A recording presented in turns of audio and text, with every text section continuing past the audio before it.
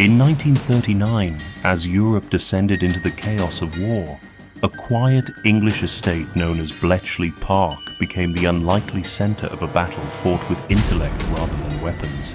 The German Enigma machine, a cipher device deemed unbreakable, posed a critical challenge to the Allied forces. Against this backdrop, mathematicians, linguists, and cryptanalysts arrived at Bletchley Park, including the brilliant and enigmatic Alan Turing. This chapter introduces the stakes of World War II, the secretive transformation of Bletchley Park, and the question that loomed over its inhabitants.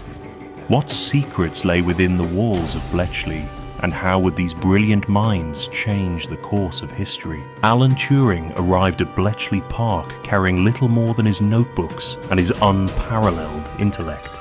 A Cambridge-educated mathematician with a passion for problem-solving, Turing quickly stood out for his unconventional approach and groundbreaking ideas.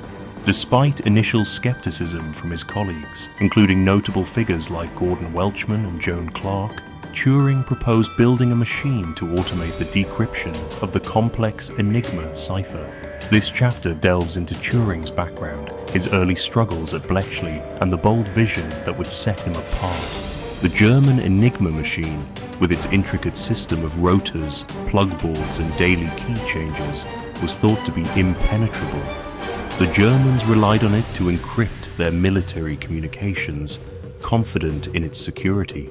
However, early breakthroughs by Polish mathematicians, who shared their findings with Britain before the war, provided a critical foundation for the codebreakers at Bletchley Park.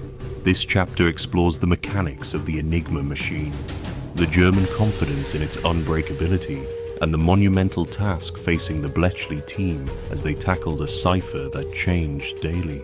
Alan Turing's revolutionary concept, the Bombay machine, was designed to simulate the Enigma's processes and identify potential keys to its cipher. Early efforts were fraught with setbacks, including technical issues and doubts from leadership. Yet, through determination and collaboration, the team overcame these obstacles, and the bomb became an essential tool in deciphering German messages.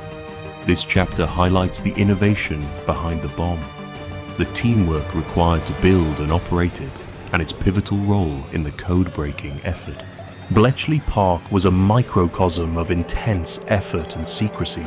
Its personnel came from diverse backgrounds, linguists, mathematicians, and even chess champions, all united by the shared mission of defeating the Axis powers. The secrecy surrounding their work was absolute, with even close family members kept in the dark. Despite the long hours, isolation, and immense pressure, the codebreakers found ways to cope through camaraderie and humor. This chapter paints a vivid picture of life at Bletchley, from its challenges to its unique sense of community. The German Navy's use of Enigma posed a particularly daunting challenge as it threatened the Allied supply lines across the Atlantic. Bletchley's efforts were bolstered by daring missions to capture Enigma materials from German ships and submarines, such as the dramatic seizure of U-559. These breakthroughs allowed the Allies to decipher German naval communications, turning the tide in the Battle of the Atlantic. This chapter details the high stakes of breaking the naval enigma and its profound impact on the war effort. The intelligence derived from Bletchley Park's work, known as Ultra, became a game changer for the Allies. From D-Day to the North African campaigns, decoded messages provided critical insights into German plans, disrupting supply lines and saving countless lives. This chapter examines how Bletchley's contributions influenced major military operations and highlights the far-reaching ripple effects of their work on the overall war strategy. For all their successes, the codebreakers at Bletchley Park bore significant burdens. They faced moral dilemmas, such as allowing certain attacks to proceed to protect the secret of their work. The physical and emotional toll of their relentless efforts was immense, compounded by the lack of recognition during the war, as their achievements remained classified. This chapter reflects on the sacrifices made by Bletchley's personnel and the weight of their responsibilities. Alan Turing's contributions extended far beyond Bletchley Park. After the war, he became a pioneer in computer science and artificial intelligence, laying the groundwork for modern technology. However, his life ended tragically due to persecution for his sexuality, highlighting the injustice he faced despite his monumental achievements. This chapter honors Turing's legacy, both as a codebreaker and as a visionary whose work continues to shape the world. Decades after the war, the gates of Bletchley Park opened to the public, and the once secretive operation was finally recognized for its profound impact on history. Veterans revisited their old workplace, and the world learned of their extraordinary contributions. This chapter explores the post-war declassification of Bletchley's work, the recognition of its heroes, including Turing's posthumous pardon, and the enduring lessons of collaboration, innovation, and perseverance. The story concludes with a tribute to the unsung heroes of Bletchley Park, whose legacy continues to inspire. Before Bletchley Park became the hub of code-breaking, efforts to crack enemy codes were scattered and disorganized. This chapter explores the intelligence work done in the years leading up to World War II, including the Polish breakthroughs with Enigma and the contributions of Marian Rejewski, Jerzy Różycki, and Henryk Zygalski. Their work formed the backbone of what would later evolve at Bletchley Park. This chapter focuses on the vital contributions of the women who worked at Bletchley Park. From operating the bomb machines to intercepting and analyzing messages, women like Joan Clark played a critical role in the code-breaking efforts.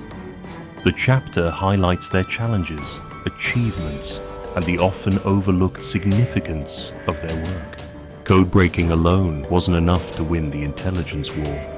This chapter explores the role of espionage and double agents, like the famous double-cross system, which fed false information to the Germans.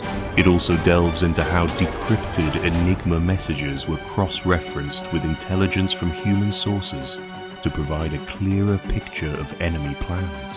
While the Enigma machine is the most well-known focus of Bletchley Park, other cryptographic challenges, such as the German Lorentz cipher used for high-level military communications, required different approaches. This chapter introduces figures like Bill Turt and Tommy Flowers, who developed the Colossus, the world's first programmable electronic computer, to tackle these challenges. This chapter delves into the moral questions faced by the Bletchley team. How did they decide when and where to act on decrypted intelligence? What ethical dilemmas arose when their work involved letting attacks proceed to avoid tipping off the Germans? These decisions weighed heavily on the codebreakers. Although Bletchley Park was a British operation, it relied heavily on international collaboration. This chapter explores how information and expertise were shared with allies, including the United States, Canada, and Australia. It also discusses the establishment of the Allied code-breaking network, which played a crucial role in coordinating efforts. The innovations at Bletchley Park didn't end with the war. This chapter explores how wartime breakthroughs in computing and cryptography influenced the development of post-war technologies, including early computers, telecommunications, and modern cryptographic systems. Even after the war, the work done at Bletchley Park remained classified for many years. This chapter examines the personal sacrifices of veterans who couldn't share their stories, the secrecy surrounding their contributions, and the eventual lifting of restrictions that brought their work into the public eye. This chapter examines how the story of Bletchley Park and its heroes has been portrayed in books, films, and documentaries, such as The Imitation Game. It discusses how popular culture has shaped public perceptions of the codebreakers and their achievements. The final chapter reflects on the lessons that can be learned from Bletchley Park's story.